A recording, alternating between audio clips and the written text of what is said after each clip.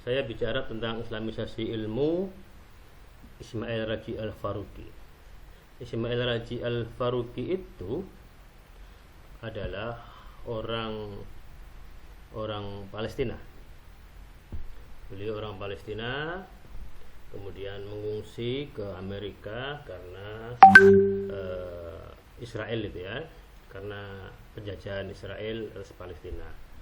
Nah, di Amerika dia belajar melanjutkan kuliahnya, lalu menjadi dosen di Amerika sana.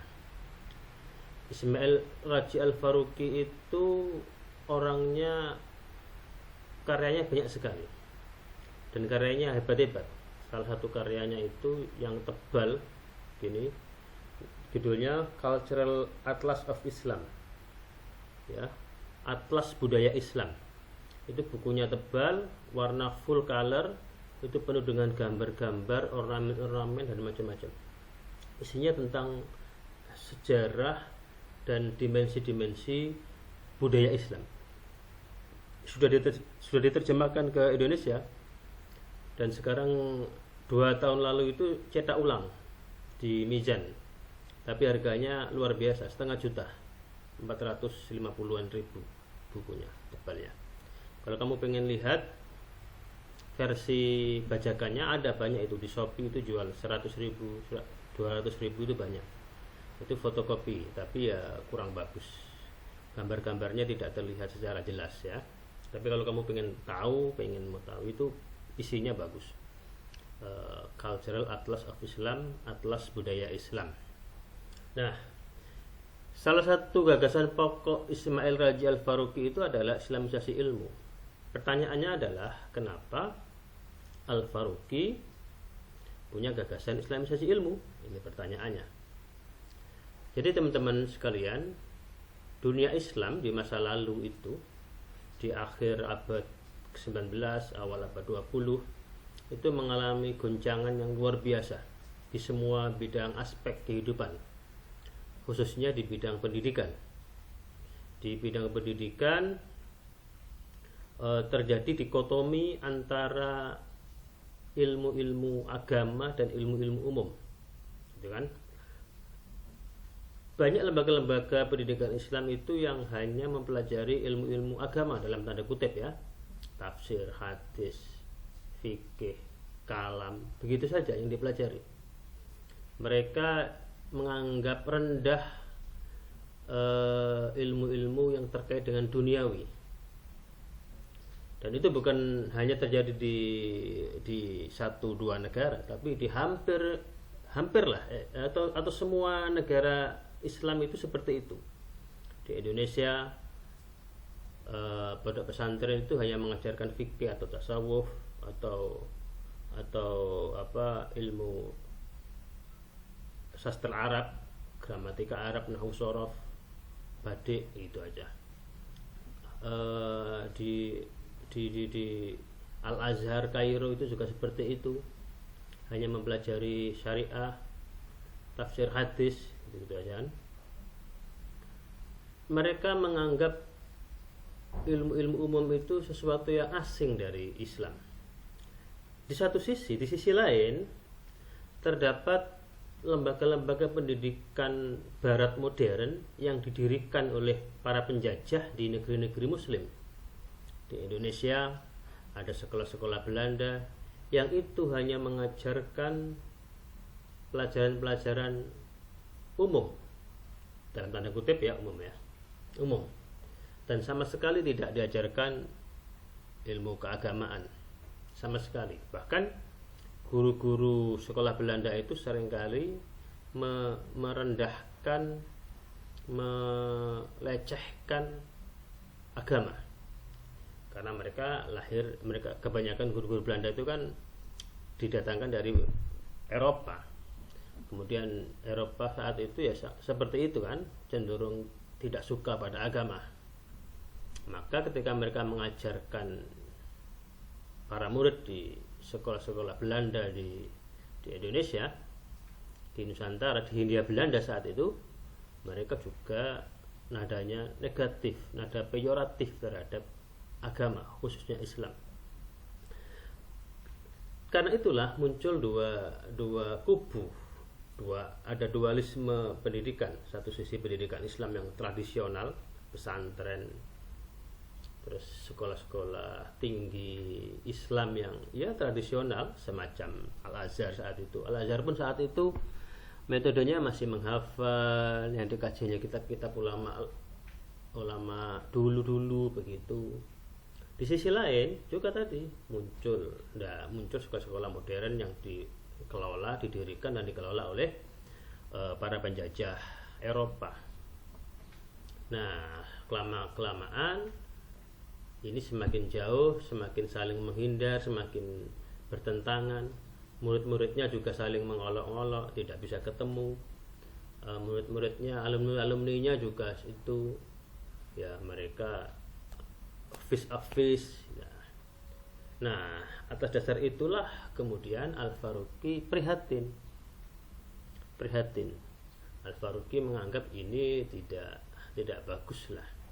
Ini melahirkan dualisme, bukan hanya dualisme masyarakat, bukan hanya dualisme kaum intelektual, tapi juga dualisme ilmu pengetahuan. Padahal menurut Al-Faruqi, Islam itu adalah agama yang syamil dan kamil, yang tidak membeda-bedakan atau tidak memecah ilmu menjadi dua. Karena itulah Al-Faruqi kemudian menggagas membuat konsep namanya Islamisasi ilmu. Al-Faruqi banyak menulis artikel dan buku tentang Islamisasi ilmu. Pada pokoknya Islamisasi ilmunya Faruqi itu berpijak pada gagasan bahwa umat Islam itu harus menguasai ilmu-ilmu modern yang berasal dari barat itu, dan di saat bersamaan juga harus menguasai khasanah keilmuan Islam lama, khasanah keilmuan Islam. Lalu mengkritisi ide-ide, gagasan-gagasan, teori-teori, kaidah-kaidah dalam ilmu modern, mana yang sesuai dengan Islam, mana yang tidak, mana yang sesuai dengan tauhid, mana yang tidak. Dan kemudian ilmu-ilmu keislaman lama itu disesuaikan dengan konteks permasalahan, kebutuhan dan permasalahan umat Islam saat itu. Itu gagasan pokoknya. Kenapa? Ya karena Islam itu tidak membedakan antara ilmu modern dengan ilmu umum dengan ilmu agama. Islam tidak membedakan. Kedua-duanya sama-sama ilmu agamanya. Islam mengkaji dua-duanya. Nah, bukan hanya gagasan, Al-Faruqi itu juga membuat gerakan Islamisasi ilmu. Dia mendirikan IIIT, International Institute of Islamic Thought, ya, International Institute of Islamic Thought, ya, lembaga internasional pemikiran Islam. Ini IIT ini punya cabang di banyak negara, di Pakistan, di Malaysia itu ada IIT, di Indonesia sekarang juga ada. Saat itu IIT rajin sekali membuat seminar, workshop tentang Islamisasi ilmu.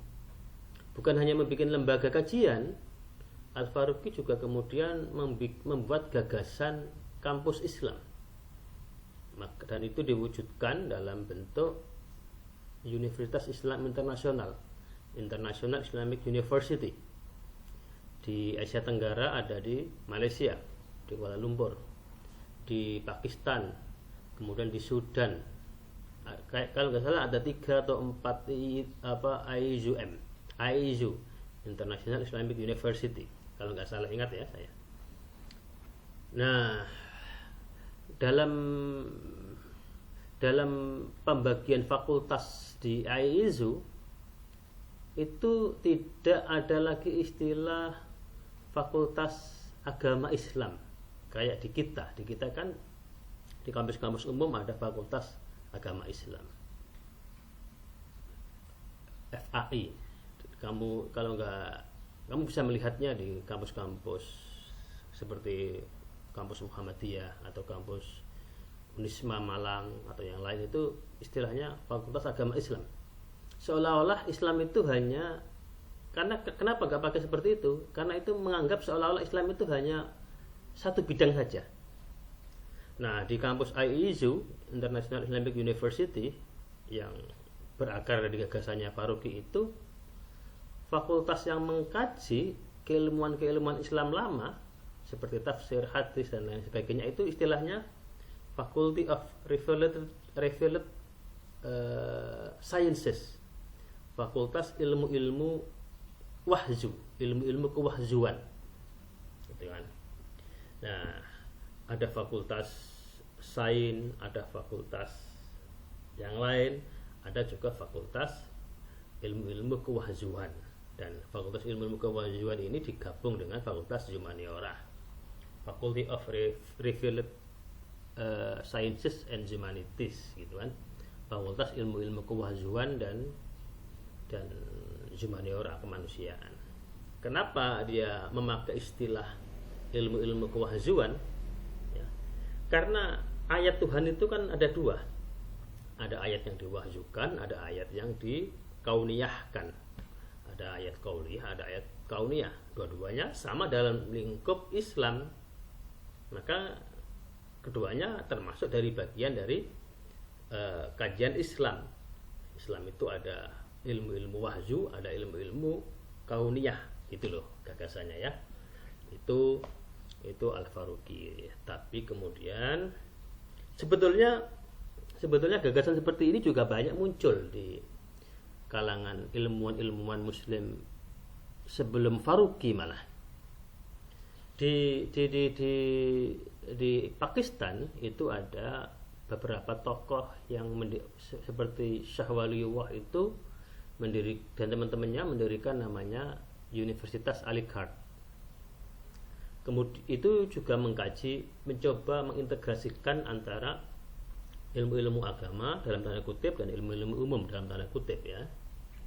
Ketika Abduh kembali ke Al-Azhar Mesir, Abduh juga kemudian di Al-Azhar beliau membuka beberapa fakultas atau jurusan kajian ilmu-ilmu umum. Kan? Di Indonesia tokoh seperti Yai Haji Ahmad Dahlan itu kemudian mendirikan sekolah-sekolah yang mana di sekolah itu selain diajarkan ilmu-ilmu umum juga diajarkan ilmu-ilmu agama, begitu kan. Sekolah-sekolah Muhammadiyah sampai ke kampus-kampusnya. Jadi sebetulnya gerakan-gerakan itu sudah muncul sebelum Faruqi. Cuma kemudian Faruqi mengkonseptualisasikannya menjadi sebuah ide yang namanya Islamisasi ilmu. Tapi Islamisasi ilmu itu bukan hanya milik Al-Faruqi. Ada juga tokoh yang sezaman dengan Al-Faruqi itu juga punya ide Islamisasi ilmu. Seperti tokoh dari Malaysia itu kan, yang pertemuan depan akan kamu presentasikan, namanya Syed Naquib Al-Atas. Al-Atas ini lahir di Bogor, tapi kemudian orang tuanya pindah ke Malaysia, dia ikut ke sana dan besar di sana. Lalu beliau sekolah di Amerika kalau nggak salah, disertasinya tentang konsep tasawufnya, kalau seingat saya Nuruddin Ar-Raniri ya. Lalu beliau punya ide Islamisasi ilmu, tapi ada perbedaan antara Islamisasi ilmunya Faruqi dengan Islamisasi ilmunya Al-Atas. Al-Atas juga di Malaysia mendirikan kampus namanya ISTEC, International Institute for the Study of Islamic Thought and Civilization, Institut Internasional untuk kajian pemikiran dan peradaban Islam. Itu pengantar dari saya. Sekarang udah jam 9 lebih. Kamu mata kuliah berikutnya jam berapa? Saya akhiri. Terima kasih. Assalamualaikum warahmatullahi wabarakatuh. Waalaikumsalam.